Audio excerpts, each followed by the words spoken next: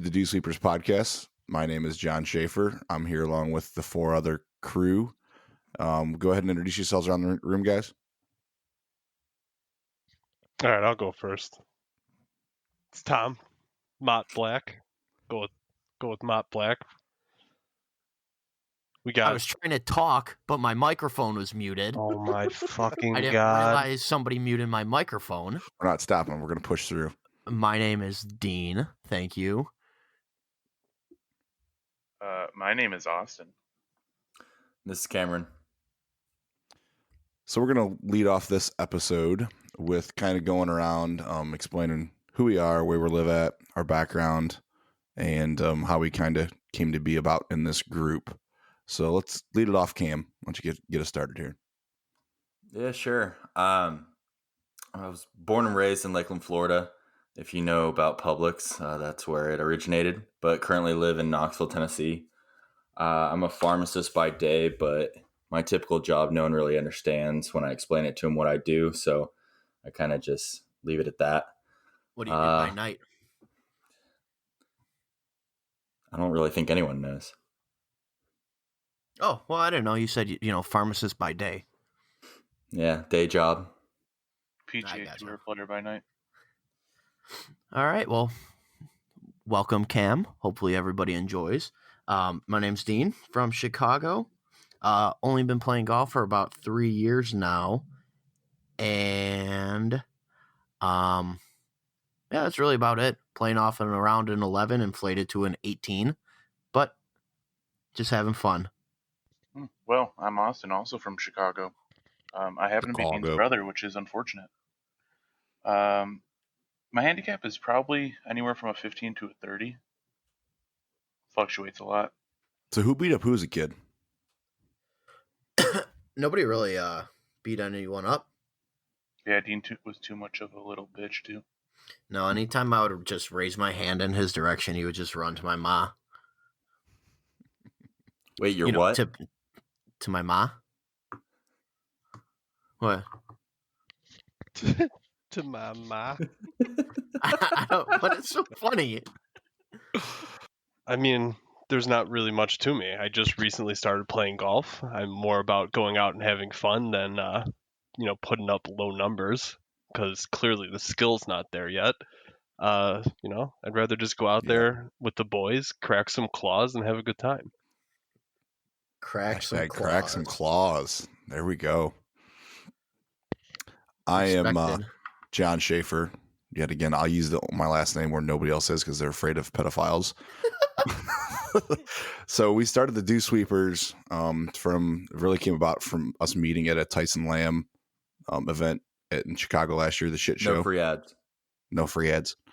So we've kept in touch over the last couple of years, and this is where we're at now. I'm from Northern Ohio by Cedar Point. Good old Sandusky. Yep, my handicap is around probably bogey, whatever that is now by the standards, and it can go lower or higher depending on how many claws I crack on the course. No free ads. But no free ads. White Claws, you got our email. All right, well, I think we can now roll into our picks that we made prior to recording for our 2020 major winners that have yet to win a major yet. Yeah, that Mom was absent for. Tom was not there for, yes. So he will just go last. That's how it works. So I got the picks up here. We did a snake draft. So the first pick was Austin, and he chose Xander Schauffele. Dean was John Rahm. I chose Ricky Fowler. Cam was Patrick Cantlay. And then bringing it back down the snake, he had Tony Finau. Then I picked up Hideki Matsuyama, Dean, Tommy Fleetwood, Austin Bryson DeChambeau. So Mott Black, it is your two picks. Dude, 2 picks. Paul Casey for the first. There you go. And then we're gonna get weird with it for the second one. We're just gonna say Zach Blair is gonna take home a major this year. If that happens, oh my god! I'm calling it now. What major, Tom? He even qualified for any of them? He might not have. That's not the point, Austin. He's gonna play his way it up. Too. Yeah, he'll definitely have to play his way in, bud. He's got a kid on the way. Congratulations. Congrats. I mean, there's big things happening for Mr. Blair in 2020. Hopefully break some ground with the Buck Club. Have a kid. And you heard it here first from Tom. He's going to win a major. He was pretty high on I will gladly hand you $100 if Zach Blair wins a major. Do we have any skin in this? Did we talk about this off air? We need to figure out an offer for the skin in the game for if one of us does. One of our picks does hit. I was going to say, are we doing have first? To give that person something. I think any hit. So there's 4 majors. If we have 3 of the 4, and say Ricky Fowler hits for the Masters, you guys all owe me something. Yeah, no, I agree. What that is, we need to figure that out. Are we going to do like a trifecta, like horse racing? Like if both my players hit? Because there's no way. Yeah? Oh, yeah, it's double. All right. Fuck, I dropped my pen. Well, what do we think is fair then? What's everyone? How many people? We got 5, $50? Oh, I think it's got to be better than money. You got to think of something more creative than that. Yeah, I was thinking something other than money. Okay. But I think it depends on the person too, because we could kind of make it. Could always all throw down for a putter. Another putter? Like we've done already. Oh, have like a Dew Sweepers custom putter? Oh, I thought it would have to be more embarrassing. If somebody gets a double, so both your guys hit, then the group owes them a putter. Okay. I like that. How does Cam? Can I choose a Mac bag? The man's got every putter known to mankind. Cam just wants another Mac bag. Well, why don't we, instead of saying a putter, why don't we pick a budget that you get? I'd be cool with throwing down for a Mac bag if somebody wins. But it has to be 2. They have to get both hits. So for like the Mac, like for a Mac bag, it's both hits. So what's retail for a Mac bag? Depends on how custom you make it. What do we want to say? What's so canvas Mac bag. If a guy hits 2, I wanted to get it like $200 sack color leather. Value.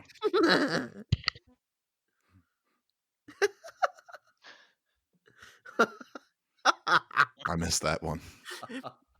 Tom, repeat yourself. Clear your throat. Nice and close to the mic for the class. Oh, I mean, I wasn't trying to hide what I said. We'll design it, and the color will be nutsack pink. Cam, isn't your bag getting that color after you threw it in the bay? No. The bag survived the bay. Didn't pick up any salt? I don't know. I haven't licked it. Why not? Pretty sure that's a normal thing people do. Just a rub-a-dub and a licky-lick. What are we doing if one of your guys hit? It can't be much because there's a chance each of us have one. Well, at least 4 of us. Oh, you're talking shit about Zach Blair already, huh, dude? That's fine. No, there's only 4 majors, you idiot. Wait, so I mean, I think it's going to be a stretch for one of us or 2 of us to hit. I think. So just do like $100 value of some golf item that they pick out. Each? Yeah. Or no, just total for the That's one. That's fine. Yeah, that's fine. Yeah. Each or one. Decide later. Based on. I'm down for that. All right. Time for. So Mott Black still sticking with Paul Casey and Zach Blair? Absolutely. All right. Running with the horses. Scared? I got faith in my boy. Paul Casey? D all of the above. I think if Zach Blair wins a major because of Tom's prediction, Tom should get an invite as soon as the Buck Club opens to go play. Somebody definitely has to clip this and send this to Zach Blair if he qualifies, let alone wins a major. That on February 3rd, Tom Black picked him to win a major this year. So Zach Blair's odds for the Pro-Am plus 25,000. Not even listed on the Master odds. On Velveeta.com. Is that so? That's just for the. What do they know? Not for the Pro-Am one. That's just the Pro-Am, yeah, because he's not listed on the Masters futures.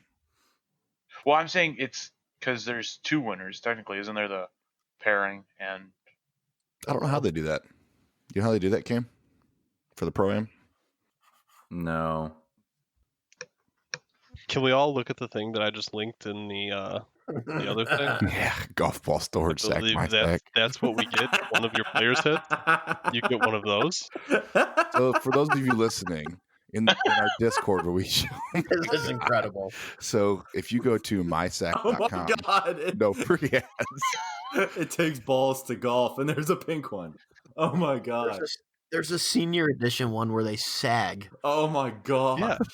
I mean, come on. So if you're listening, just go to mysack.com and it'll get your balls to the course. It has 2 free golf balls. 2 free golf balls. Yes. Wow. How much are these things? $17. $17. Wow. On Amazon, yeah. I wonder if an old lady sews them. Oh my! I just picture my mom in the front room fucking sewing these together, crocheting some ball sacks. I think it's like the old ladies from the Happy Gilmore. That's what they're doing, and Ben Stiller's like slave driving them to make ball sacks. We're having fun, ladies, aren't we? Smack a sack. Wow. Yeah, the stress relief. Oh, so wow. You've looked at this quite a bit, haven't you? My sack story. That's a great prize. I might be old, but I still have my nuts. Is the T-shirt they show at the trade show.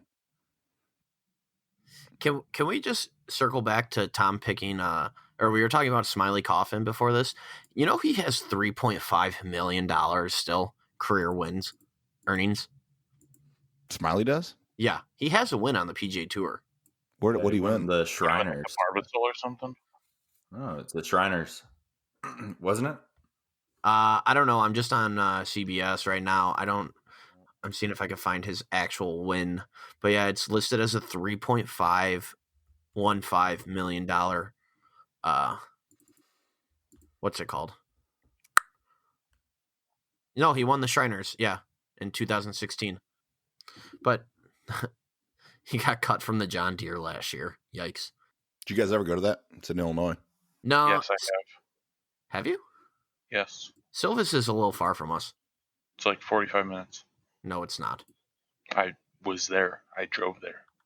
You guys go to any tournaments this year? We went to the BMW last year. Actually, Cam, Austin, and myself.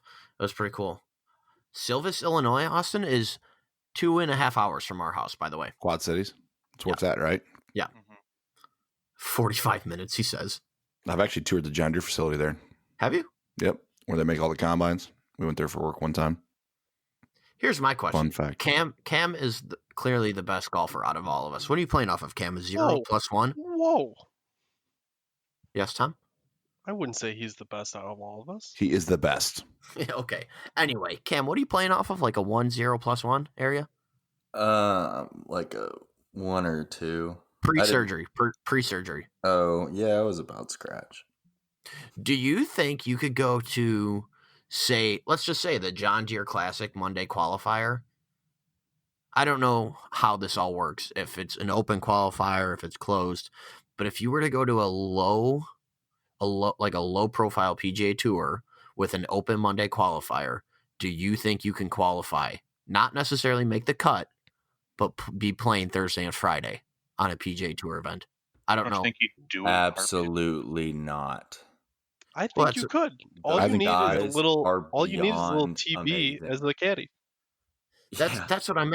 That's what I'm asking. If you're Happy Gilmore,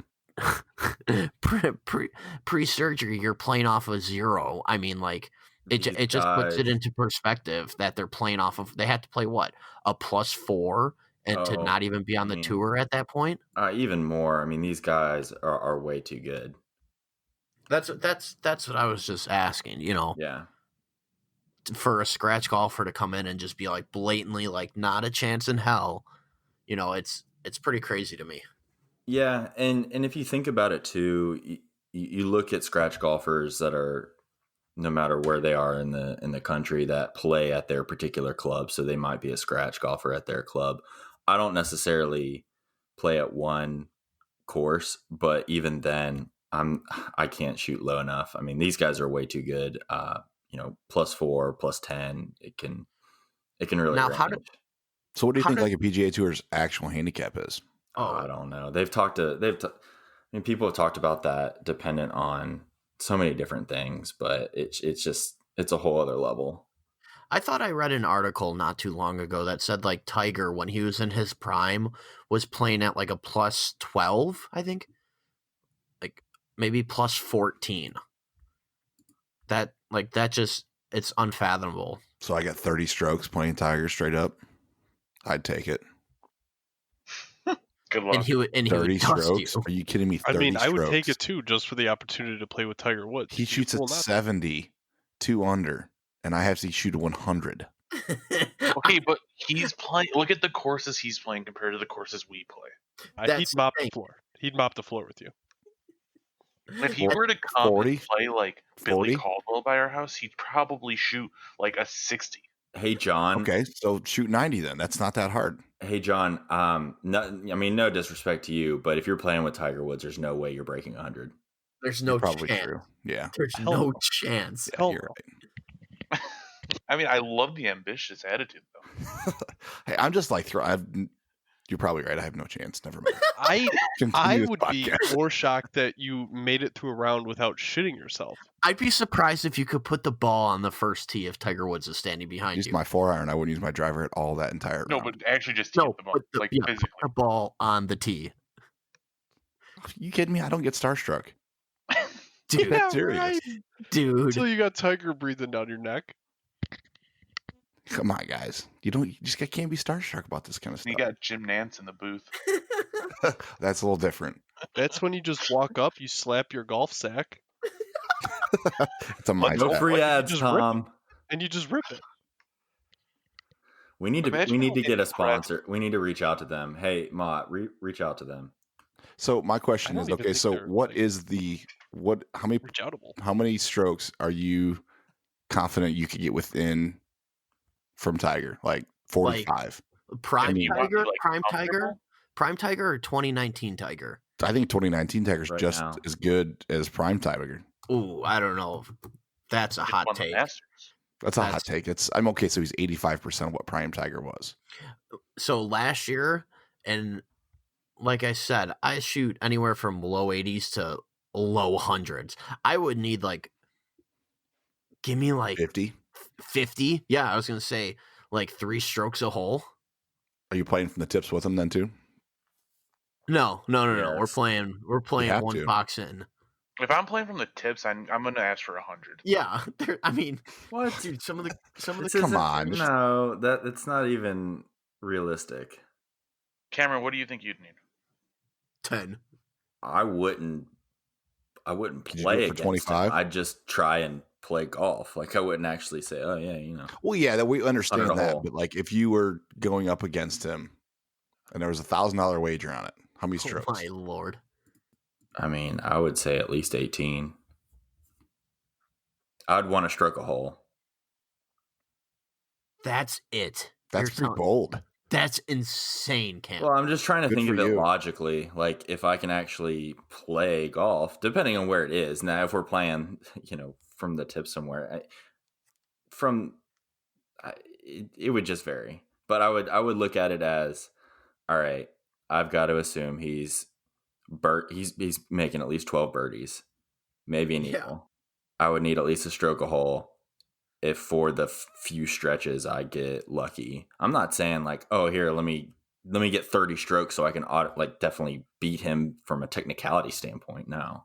I mean, you could also level the playing field with the fact that you both just show up to a course that you've never played, right? So he's not going to have all of the prep time going into it. He's not going to be able to know how the greens are, how everything is playing. Bring him to Sweden. It'd be like any other Joe Schmo walking up to a golf course that they've never played before.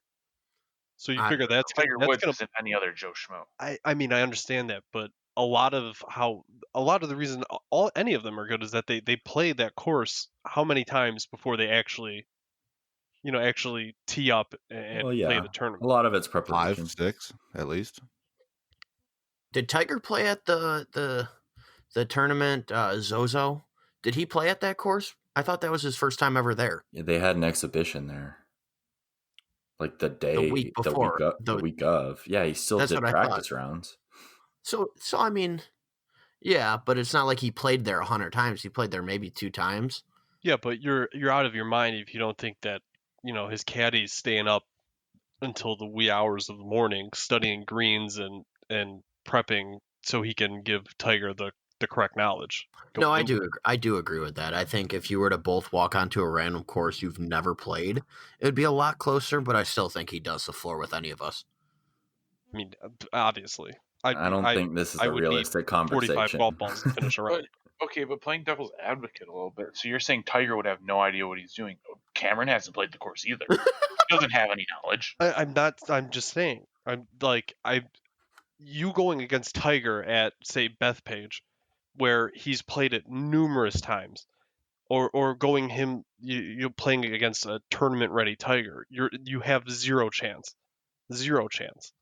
But No, if you were I both know what just to you're saying. walk up to some small muni course and just play golf with greens that are like the size of cut like his fairways. It's like you might realistically, you're probably still not going to beat him, but it'd probably be a good round of golf. Yeah, I definitely see where you're coming from, though. 100%. Let's shift it. Okay. Mm-hmm. Now, instead of Tiger, say Old Smiley. Oh boy. Ooh. No one here would beat him. No, not beat him. No way. But I don't think I need 70 strokes. What would you need, Cam? 10? Mind you, he only wanted 18 with Tiger. Yeah, that's what I mean. That's true. Okay, I just threw a number out there. It's not like any of you guys with your 50 to 100 strokes is in any way realistic. Never claimed I needed 50 or 100. I'd probably need like 2 or 3. It's just not a good match. I mean, why don't we just play match play and I just try and get in Old Smiley's noggin? Do you think you could beat Smiley in match play? You could get Jordan Spieth's head and probably beat him in a match play because he's a fucking head case. Talk about washed up. What are your feelings on Mr. Spieth there, Austin? I think he might be time for a new swing coach. Ooh. Do you think it's they were saying that on the broadcast? Yeah, they were. Do you really think it's a swing? Article. A lot of people have been saying that the swing is the problem. He does that chicken wing swing, and so the chicken wing swing that has got him how many majors, how many wins? Okay, but if he's not sinking 25, there's got to be something going on. So they did like some video analysis of like his old swing and his current one, and they said it's mechanically different if you analyze it. Really? I didn't watch it, but they said like somebody was on TV said that his swing is different than what it used to be. I wonder if it is maybe something's bothering him in the back with the swing, so they've had to change it. Could be an injury. Doing him no good. It could also be he's trying to get longer because everyone else on tour is longer and he can't hit it longer. Why is his putting gone a dog poop then? It hasn't. Look at his putting stats. Yeah, gotta look at his putting stats. He's actually done much better. I think a lot of it is that he's only hitting the fairway a handful of times. Yeah, his short game is still really well. Good. His short game has to really be because the short game's got to save him when you're not hitting fairways. It's the strokes gained approach. That's where he's been struggling. Well, off the tee, he's struggling too. So just throwing this out there to wrap up that conversation. In 2019, Spieth was second in strokes gained putting. How many tops 10s? He might have had 1 or 2. He had to have some. He had a PGA was T3, Charles Schwab T8, Memorial T7, Northern Trust T6. Can we get a field breakdown? What do you mean? Like who finished above him? The PGA Championship? I was more or less talking about the Charles Schwab. The Northern Trust T6. The Memorial T7. I mean, those are pretty damn good tournaments to be top 10 in. I will say, though, his putting did greatly improve from 17-18 to last year. So when's he put it all together? When's he win his next tournament? This year? Next year? No. Next year. I think he could win one this year. I don't think so. Okay, does he go back, how about this? Does he go back to the John Deere and spark his career again? I don't know. How about this? Who wins first this year? Spieth or Finau? Finau, by far. Finau, I'll take that for the bank. So here's also another stat about Spieth really quick. So 2016, when he had his great year, his strokes gained putting with .758, second on the tour. Last year it was .862. So he's putting better than he ever has in his career right now. And imagine if you could keep the ball on in the fairway. Imagine if any of us could. Seriously, we wouldn't be sitting here talking about golf. Well, I mean, at least I'd still be sitting here because it's February in Chicago. And you guys check any of the TV coverage of the Waste Management Open last weekend? I did. I sat down and watched actually all Sunday. That was about it, though, honestly. Watched the first day. So I said this. I don't know if I said it to you. I think I said it to you guys. How cool would it have been if they just made the playoff hole 16? That would have been incredible. I saw that. Somebody else said that in an online forum, and they said that logistically it would have been impossible because everybody moves from 16 to 17 to 18 as that last group comes through, so they could never go back after it's pretty much cleared out that far because it's a walk. Yeah, I just think like for the way it's set up, like when you go 16, 17 to 18, to get to 18 green back to 16, there is no direct way. You got to walk all the way around the outside of the course, or you've got to walk through the middle of it past the range, and there's no way they could move that many people that quick to get back. That's there. fair. It was just, I wouldn't even awesome. think it's not. I mean, even if they could move not that that many great people, of a hole. It only holds 20,000 people, and that's 20,000 people all day. That's not counting how many easy, people. Cam? No, I just don't think it's exciting. 17, in my opinion, is more of an exciting hole. I mean, well, then you go 16, 17, 18 as your playoff instead of just 18, 18, 18, 18, 18. Tom, I think it holds around 18,000. Yeah, but most of that's all VIP though. Like, well, that's what I'm saying. So you're gonna have your everyday person that doesn't have seats and isn't in general admission trying to jam their way in. Realistically, those stands aren't going to hold that much weight, and it could be potentially dangerous. I could see why they don't do something like that. So if I remember right, the way GA works there is that once you get on a line to go in, once you get in there to get up to go to the bathroom or to buy a drink, I'm pretty sure you've got to go back out and get back in line to get back in. I thought you're in. No, I thought no, they stole stuff in there. Nope. So once you get in there, I think you're good. But if you have to go to the bathroom, I'm pretty sure anywhere where we were at, that's like, insane. You have to go out to go get back in. I'm almost positive. You can look it up. That's something that I definitely would love to, because they want to have like everybody have a chance to experience it as a GA. But yeah, I'm only doing that if I have a connection to sit in like a box or something. You're saying? Yeah, I'm not waiting. I'm not going there at 4 a.m. or probably earlier. No, it was 4. They showed it on Golf Network or whatever. Yeah, it's crazy. And then if I go to the bathroom, I lose my seat after I'm waiting 12 hours for this seat. Pretty sure. I'm almost positive. Maybe I'm wrong. I'm an idiot, but no. The way you say it makes complete sense. It's like move your seat, move your feet, lose your seat. Exactly. More people get to experience it. I can see that. I just think that's crazy.